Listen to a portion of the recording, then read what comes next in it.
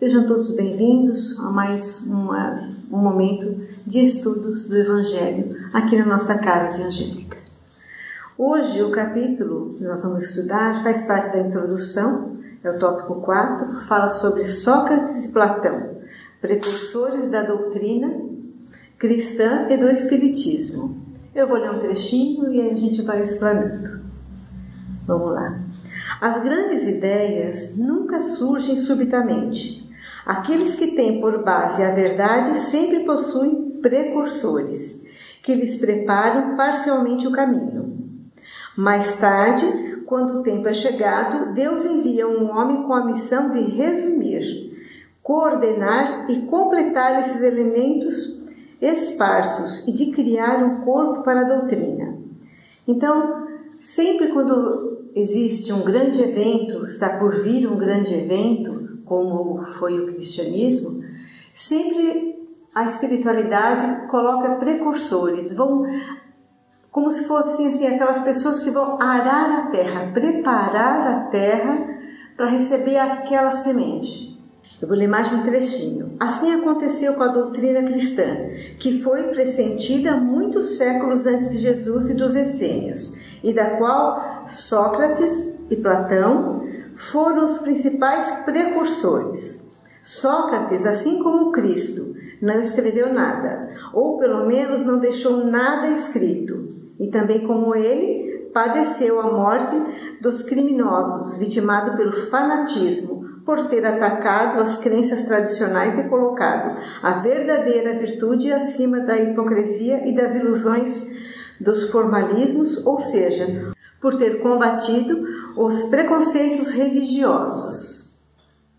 Então, o que será que eles fizeram, né? Para ter sido condenados à morte, assim como Jesus, né? Tanto Sócrates quanto Jesus, como se eles tivessem cutucado um vespeiro. Por quê? Porque quando chegou Sócrates ele era um filósofo grego, um pensador, uma pessoa assim que hoje a gente enxerga como uma pessoa iluminada, porque ele tinha uma mediunidade maravilhosa. Então ele tinha, além de ele ter um cérebro de uma inteligência fora do normal, ele analisava cada situação que ocorria na frente dele. Nada passava despercebido. Então ele analisava comportamentos, frases, palavras, pensamentos, sentimentos. E ele era uma pessoa muito carismática. Ele começou a fazer o trabalho dele como pensador e filósofo e começou a dar aulas, porque as pessoas procuravam ele para perguntar, para saber como a gente procura um sábio. As pessoas perguntavam coisas para ele, ele sempre tinha uma resposta para dar. Então ele começou a ter seguidores, esses seguidores viraram alunos, e ele dava aula onde quer que eles estivessem, praça pública, num campo, e ele sempre encontrava assim, muitos assuntos para serem abordados. Ele tinha um método muito interessante, que era o método da ironia, né? Por quê? Porque da ironia, a gente pensa em ironia, já vê com maus olhos, né? Ele fazia com que os alunos pensassem. Então ele jogava determinado assunto, né, na roda e fazia a pergunta: o que vocês acham de determinada situação? Aí os alunos falavam: eu acho isso, eu acho aquilo. E ele começava a indagar: por quê? Então você pensa assim, e se você pensar de outra forma? De outra forma está errado? Por que está errado? Então ele fazia com que as pessoas pensassem. Ele não entregava nada pronto. Então ele, da mesma forma que ele usava para ele mesmo, aquela forma de pensar, raciocinar, analisar, ele ensinou os alunos dele a fazer o mesmo. E quando você ensina pessoas a pensar, é sempre complicado, né? Porque quando as pessoas começam a ter opinião, elas começam a perceber algumas coisas que estão erradas à volta dele. Uma das coisas que Sócrates falava muito era sobre um Deus único. Então isso ia muito contra a religião da época, né, do paganismo. Então eles tinham Deus, né, Deus, o Hércules, vários outros deuses gregos. Então aquilo era muito estranho para quem não via. Deus único, como assim, né? Ele começou a falar sobre a imortalidade do espírito, a reencarnação, vidas sucessivas. Então, isso incomodou, começou a incomodar a religião da época. E os jovens, como era uma coisa muito diferente, jovem gosta, né, de novidade, os jovens iam muito. Onde o Sócrates estava lá, tinha um monte de jovens em volta dele. Assim, e entre esses jovens alunos, também Platão se encantou pelas aulas, pelas conversas, pelos diálogos, né, de Sócrates, né? Então Platão ficou encantado com Sócrates. O detalhe é que Sócrates, ele não escreveu nada, assim como Jesus. Jesus ensinou, veio com a sua mensagem dele e não escreveu nada. Escreveram por ele. Da mesma forma Sócrates. Então quem escreveu tudo a respeito de Sócrates foi Platão. Até existia um tempo atrás dúvidas, será que Sócrates existiu mesmo? Será que não é lenda? E encontraram realmente estatuetas que era realmente de Sócrates, que ele era meio tarracadinho, baixinho, e encontraram exatamente a estatueta dele. Então, e outras provas que realmente ele existiu, né? Não foi só invenção do Platão. O Sócrates, ele nasceu em 470 a.C., quase 500 anos antes. E ele morreu em 399 a.C. Então ele viveu 71 anos só. Platão, ele nasceu em 428 a.C. e morreu em 348 a.C. Platão viveu 80 anos. A diferença de idade de Platão para Sócrates é de 42 anos. Né? Por isso, Platão, jovenzinho, ficou encantado com o mestre, né? Sócrates. E eles tiveram assim, uma amizade e um vínculo muito grande. E desenvolveram trabalhos muito importantes. E ainda bem que Platão resolveu escrever tudo que era falado, todas as lições que ele lembrava, né? Ele resolveu passar tudo isso para o papel e foi o que salvou. Porque os ensinamentos dele, hoje, é moderno. Hoje ainda é novidade para muitas pessoas.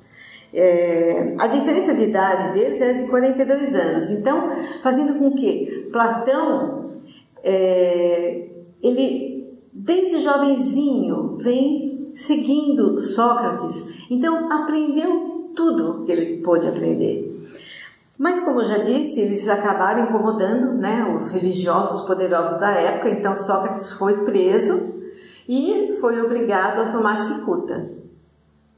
Só que antes dele ficou preso um tempo também. Só que antes dele tomar cicuta, foram lá na cadeia onde ele estava preso e falaram para ele: olha, se você abrir mão das suas ideias e nunca mais der aula para os jovens, for embora, a gente deixa você vivo. Mas, se você continuar com essas ideias, você vai tomar cicuta. E ele falou: eu vou tomar cicuta. E tomou cicuta e morreu. E deixou um legado maravilhoso. Então aqui tem alguns trechos de algumas ideias deles que Sócrates escreveu para a gente.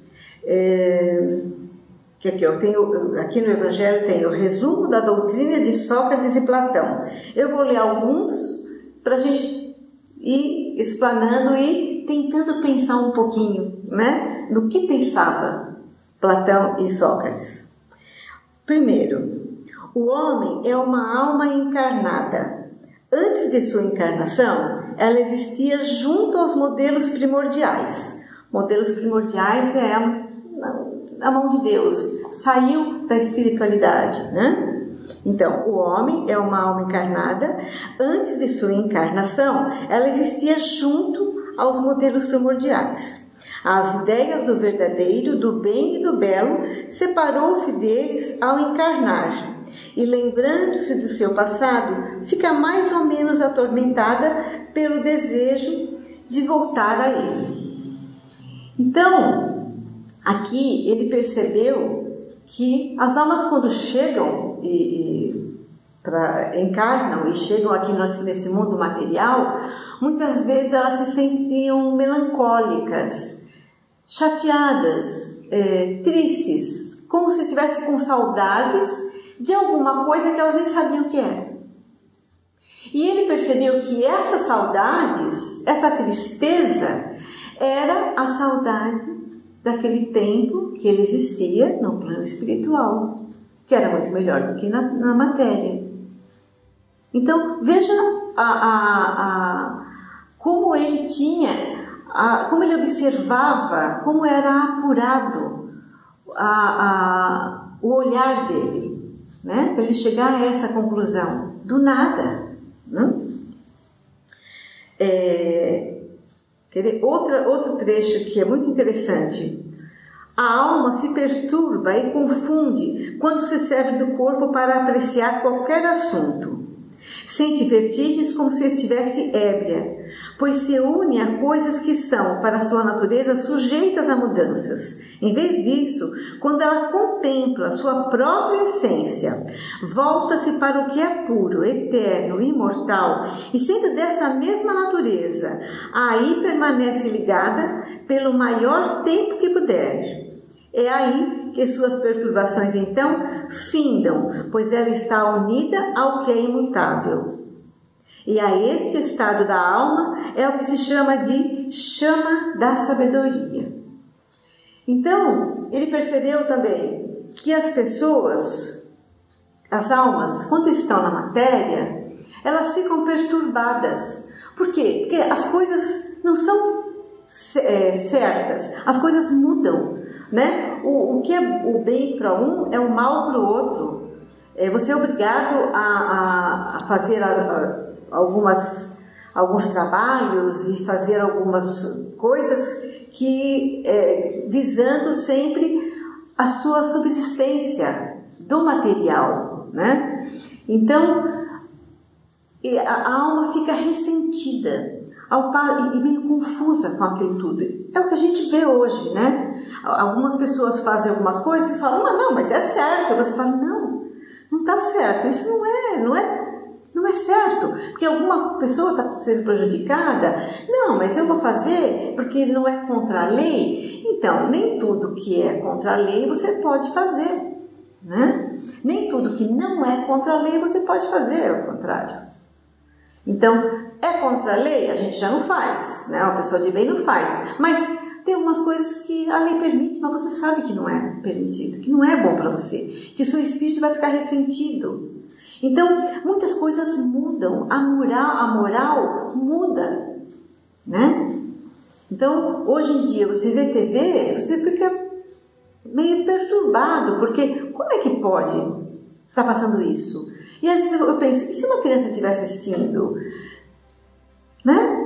E assim, não é algo que você pode totalmente isolar porque é o horário. Não, é no meio do dia, a criança está vendo desenho, de repente uma propaganda escandalosa.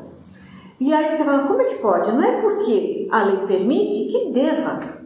Então, essas coisas perturbam a alma pura. Aí, e ele diz o seguinte, quando você para e retorna a um estado de pureza, né? Às vezes, como que você retorna a um estado de pureza? Através de uma prece, através de uma meditação, né? Aquela conversa com Deus que você fica um tempo ali, se concentrando, conversando, pedindo, desabafando algumas vezes. A gente sente, ou então você vai num centro espírita, ouve uma palestra, toma um passe, ou vai na igreja, assiste uma missa. Essas coisas dão um conforto para a gente sai renovado, a gente sai como se tivesse limpo. Por quê? Porque você voltou para a pureza da alma. E isso traz bem-estar, porque a gente lembra daquele tempo, né? Daquele período em que estivemos no plano espiritual. Porque a gente sabe que são sucessivas das vidas. Então, alguns períodos a gente vive no plano espiritual. Vamos imaginar, vamos esquecer um pouco o umbral. Vamos imaginar que estamos só em lugares bons nesse percurso. Sentimos saudades dos amigos que deixamos, daquela atmosfera boa, daquele clima amigo, daqueles sentimentos, daquelas emoções que são inatos de lá, é natural de lá. Então a gente se ressente. Quando a gente faz uma conexão, quando a gente fala conecta, ora, vibra, medite, dá uma paradinha, é para você voltar para aquela pureza. E ele percebeu isso. Outro trecho que é bem interessante, olha, enquanto tivermos nosso corpo e a alma estiver mergulhada nessa corrupção, nunca possuiremos o objeto de nossos desejos, a verdade. Então ele quer dizer, o que é o objeto de corrupção? A nossa matéria, nosso corpo. Enquanto a alma, ele observou que enquanto a alma está encarnada no corpo, ela não tem condições de enxergar a verdade. Por quê? Porque quando a gente reencarna, a gente coloca um véu, né, nas nossas memórias. Então, você não vê a espiritualidade, você não lembra das coisas da vida passada e nem de quando você estava na espiritualidade. Então, você vai buscar a verdade de que jeito? Muitas vezes, o que trazem para a gente são meias verdades. A gente não tem condição de encarar a verdade absoluta, que seria, né, que existe na espiritualidade.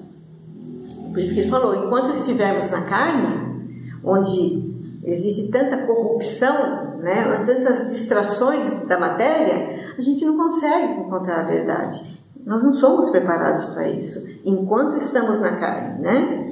De fato, o corpo nos oferece 1000 obstáculos pelas necessidades que temos de cuidar dele. Além disso, nos enche de desejos, vontades, temores, 1000 quimeras e 1000 tolices, de maneira que com ele é impossível ser sábio em algum momento. De fato, porque quando a gente começa no nosso dia a dia, você acorda, vai trabalhar e luta o dia inteiro, às vezes o chefe é chato, às vezes o funcionário está dando trabalho, é aquela luta diária que todo mundo que trabalha sabe. E a hora de almoço é contada, depois você volta e continua trabalhando, depois pega um trânsito, volta para casa, e aí você janta, liga a TV e dorme. Quer dizer, você teve tempo para você alimentar o seu corpo? Teve. Mas você teve tempo para alimentar a sua alma? Não teve. Então, isso é um problema. Porque a gente se distrai e essa distração não é um dia, às vezes é de uma vida. Quando a pessoa muitas vezes acorda, ela percebe que ela só cuidou da matéria e do espírito, ela sabe muito pouco. E aí começa a vir o medo, a insegurança. Será que eu fiz certo? Será que aquilo? Né? E aí começa desesperadamente a ir atrás e quer respostas prontas. Não existem respostas prontas. Por mais que a gente fale, olha, quando você morre, você vai para a espiritualidade, ou você às vezes tem que dar uma passadinha no umbral, e aí depois tem várias colônias e tal, as pessoas não conseguem entender. Elas falam, você está falando o quê? Como assim? Morreu, morreu. E aí, vai acontecer o que comigo? Se você acha que morreu, morreu, né? Então, e não dá para abrir a cabeça de ninguém e colocar. É uma coisa que você vai sentindo. Como Sócrates e Platão, eles foram sentindo, analisando, pensando, dialogando, conjecturando, filosofando. Né? Já que eles são os pais da filosofia. Então, o que é filosofar? É ir além, é você, numa conversa, é você pesar todos os pontos, não existe dualidade, certo e errado. Isso dualidade, quem fez são os homens, que é mais fácil, resume tudo. Ou está certo ou está errado. Ou é preto ou é branco. Não, entre o preto e branco tem uma gama imensa de cores. Entre o certo e errado também tem muitas possibilidades. Porque cada um tem uma visão, tem uma consequência, tem um porquê, tem um passado, tem tantas coisas que devem ser levadas em conta para você saber fulano está errado e outro não está certo. Não é tão simples, né? A dualidade é uma coisa meio preguiçosa da nossa parte. Ou é assim ou é assado. Não é dessa forma. Então, filosofar é isso, é você encontrar outras maneiras de enxergar aquela situação, né? Um trecho interessante aqui, ó. Após a nossa morte, o gênio, daimon, demônio. Aqui, quando eles falam gênio, daimon, demônio, é espírito. Então, eu vou ler como está o texto e vocês vão, no momento que eu falar demônio ou gênio, vocês vão pensar em espírito. Vão ver que tem tudo a ver com o espiritismo. Após a nossa morte, o gênio, daimon, demônio, que nos havia sido designado durante nossa vida, nos leva a um lugar onde se reúnem todos aqueles que devem ser conduzidos ao Hades. Hades é o inferno. Para aí serem julgados. As almas, após viverem no Hades, têm o tempo necessário, voltam e essa vida, por numerosos e longos períodos, voltam a essa vida por longos períodos. Então, o que ele quis dizer? Aquela pessoa que tem que expiar, cometeu alguns erros, vai ter que passar pelo inferno, que a gente conhece como umbral, e errou, vai passar pelo umbral, vai ficar lá um período, castigo? Não, aprendizado. Vai ficar lá para aprender, para ver onde errou, até o ponto de se arrepender de fato, de coração, né? Então, a alma se arrependeu mesmo, aí ele é conduzido para um socorro espiritual, onde ele vai receber todas as informações, vai ser assistido. Não é castigo, é aprendizado. E aqui é o que ele falou. Então, os gênios, né, os espíritos são levados para o Hades e depois vão ser. Agora, para aqueles que são bons, não vão passar pelo Hades.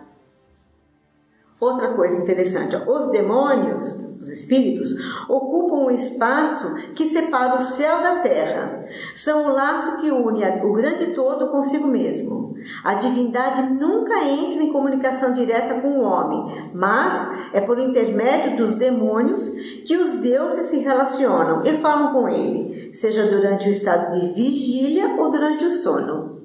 Então, vamos outra vez lembrar que os demônios são espíritos. Então vamos imaginar os espíritos de luz, né? Quando a gente está fazendo uma prece, fazendo um pedido, os espíritos de luz pegam o nosso pedido, nossa aflição, os nossos temores e levam até Deus. Eles fazem essa comunicação. Nós não temos condições de falar com Deus diretamente. É isso que ele percebeu. Por quê? Nós não merecemos? Não, porque nós somos ainda muito primários, muito infantis. A gente não tem ainda condição. Então, a espiritualidade superior, os espíritos de luz, nossos amigos espirituais, pegam nosso pedido e levam até lá, né? Então, veja a sutileza de até onde eles chegaram, né? Lembrando sempre, 500 anos antes de Cristo. Mais um trechinho, ó. A preocupação constante do filósofo, tal como entendia Sócrates e Platão, é a de dar mais atenção à alma e menos a esta vida, que não passa de um instante perante a eternidade.